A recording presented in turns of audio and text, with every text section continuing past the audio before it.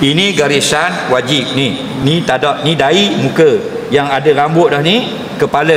Ni garisan dia. Kita nak pastikan sah, kita buat lebih sikit. Lebihkan sikit tu wajib, lebih banyak sunat. Ghurrah muhajjalun. Itu yang lebih banyak sunnah Nabi.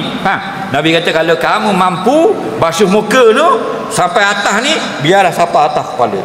Basuh ni biar kena telinga. Basuh hujung dagu biar sampai bawah dagu.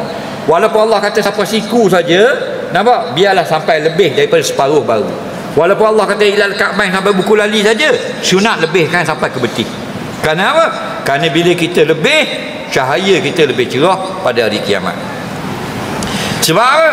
Sebab Nabi tunggu kita hari kiamat di kolam Kausar. Nabi kata ana faratukum ada Kausar. Nampak? Aku tunggu kamu atas kolam Kausar aku. Nabi ni ada kolam Kausar. Inna a'tainakal kausar. Allah turun ayat Al-Kausar.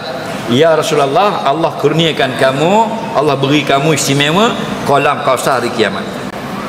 Kolam ni, siapa yang masuk syurga dia akan mari minum. Nabi kata ma'u abyadu minal laban. Air kolam Kausar ni lebih putih daripada susu.